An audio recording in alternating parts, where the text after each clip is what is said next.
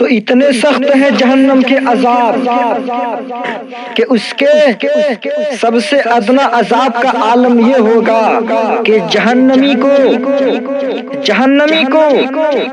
آگ کی جوتی پہنائی جائے گی، اور اس آگ کی گرمی کا عالم یہ ہوگا کہ جب انسان اس جوتی کو پہنے گا اپنے پیر میں تو اس کے گرمی کے وجہ سے، گرمی کے سبب سے اس انسان کے دماغ بھیجا پگھل کر کانوں کے، آنکھوں کے اور ناکوں کے، منہ کے راستے سے وہ بھیجا پگھل کر نیچے بہے گا۔ یہ ہے سب سے ادنا، سب سے ہلکی عذاب جہنم کا۔ تو یہ بات مجھ کو یاد آ رہی ہے، میں چاہتا ہوں کہ آپ کے درمیان بیان کر دوں اس کو۔ درود شریف پڑھے تب تک میں آگے بیان کروں۔ صلو علی الحبیب صلی اللہ علیہ محمد، صلاۃ و سلام علیک یا رسول اللہ صلی اللہ تعالی علیہ وسلم۔ مجھ کو قبر کا عذاب یاد آ رہا ہے۔ جب انسان قبر میں جاتا ہے تو سوال و جواب کے بعد آگ آتی ہے، آگ کا شعلہ اس کے داہنے طرف سے آتی ہے اور اس مردے کو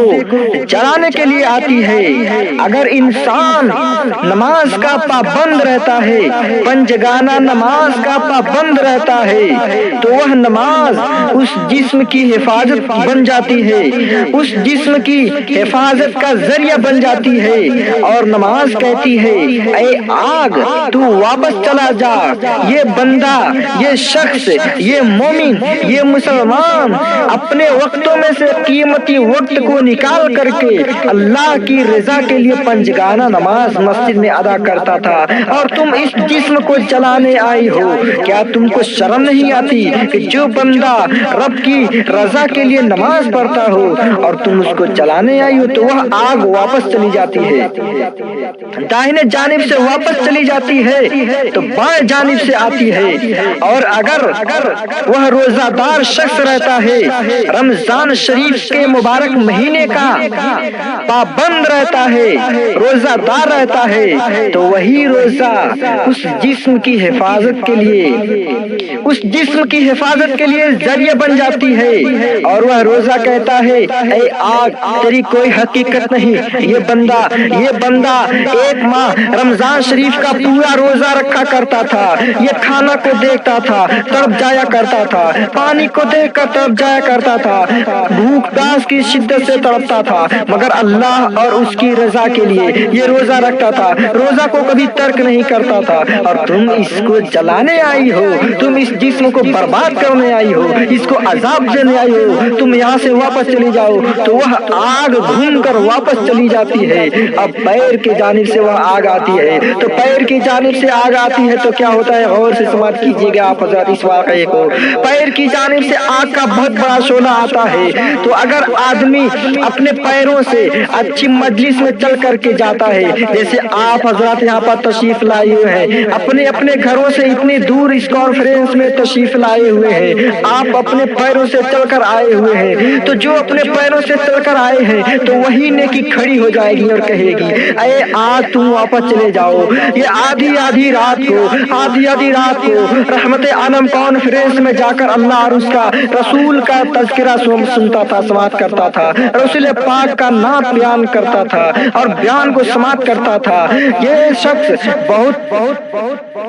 شخص بہت ہی پابند تھا، جہاں پر بھی کہیں اچھی مجلس دیکھتا تھا اپنے قدموں سے چل کے جاتا تھا اور سماعت کرتا تھا، درود پاک پڑھتا تھا، اور تم اسی کو جلانے آئے ہو۔ تم کو شرم نہیں آتی کہ جو بندہ اللہ اور اس کے رسول کی خوشنودی کے لیے اچھے مجلسوں میں جاتا ہو اور تم اس کو نقصان پہنچانے، عذاب دینے آئے ہو؟ کیا تم کو شرم نہیں آتی؟ آگ واپس چلی جاتی ہے، اب سر کے جانب سے آتی ہے تو کیا ہوتا ہے؟ اگر آدمی تلاوت کلام اللہ کا پابند رہتا ہے، قرآن شریف کی تلاوت کرنے والا رہتا ہے، تو وہی تلاوت کلام اللہ، قرآن پاک کی تلاوت ذریعہ نجات بن جاتی ہے، نجات کا ذریعہ بن جاتا ہے۔ وہ تلاوت قرآن کہتا ہے، اے آگ، یہ شخص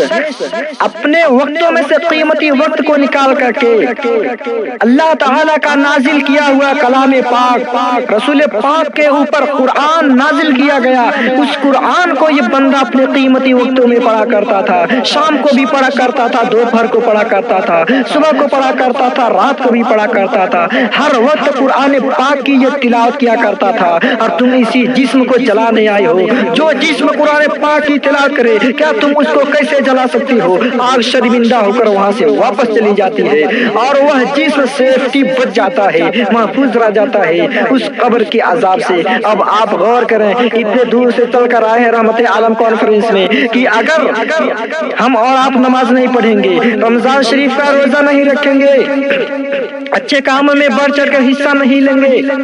کلام پاک کی تلاوت نہیں کریں گے، تو ہمارا انجام کیا ہوگا؟ اس واقعے سے آپ حضرات خود بخود غور کریں اور سمجھیں، اور انشاءاللہ العزیز اچھے اعمال، نیک عمل کرنے کی کوشش کریں، ہر برائیوں سے توبہ کریں، ہر گناہوں کا خاتمہ کرنے کی کوشش کریں۔ تو جب یہ آگ واپس چلی جاتی ہے، عذاب واپس چلی جاتی ہے، تو جو انسان صبر کرتا ہے، مثلا آپ یوں سمجھ لیں کہ میرا 50,000 کسی نے مانگا ادھار، میں نے اس کو دے دیا، بعد میں اس نے کہا تم نے مجھ کو 1 بھی روپیہ نہیں دیے ہو، تو میں نے تو صبر کر لیا، اللہ کے بھروسے پر صبر کیا، تو وہی صبر اٹھے گی اور کہے گی نماز روزہ میں تو یہی دیکھ رہا تھا کہ تم لوگ اپنا اپنا ڈیوٹی کر رہے ہو کہ نہیں کر رہے ہو، تم لوگ اپنا اپنا کام کیسے کر رہے ہو، میں چپ کر کے یہی دیکھ رہا تھا۔ وہ صبر کہتا ہے میں یہی دیکھ رہا تھا، میں جب یہ شخص پل سے رات پار کرے گا، جہاں پر اس کی نیکی تولی جائے گی، میں وہاں پر اپنا جلوہ دکھاؤں گا، میں وہاں پر اپنا جلوہ دکھاؤں گا، اس شخص کو میں پل سے رات پار کراؤں گا، یہ بہت اچھا تھا، یہ صبر کرتا تھا۔ اللہ تبارک و تعالیٰ کلام اللہ میں ارشاد فرماتا ہے ان اللہ مع الصابرین، بے شک اللہ صبر کرنے والوں کے ساتھ ہے، تو اللہ صبر کرنے والوں کے ساتھ ہے، تو میں صبر ہوں، جب یہ پل سے رات پار کرے گا تو میں پل سے رات پار کراؤں گا، میزان عمل پر اس کی نیکی کا پرلا بھاری پڑے گا، میری وجہ سے میں نیکی کا پرلا کو بھاری کراؤں گا۔ غور کرو پیارے، نماز پڑھنا کتنا ضروری ہے، اسی لیے توبہ کرو ہر گناہوں سے، نماز کا پابند بنو۔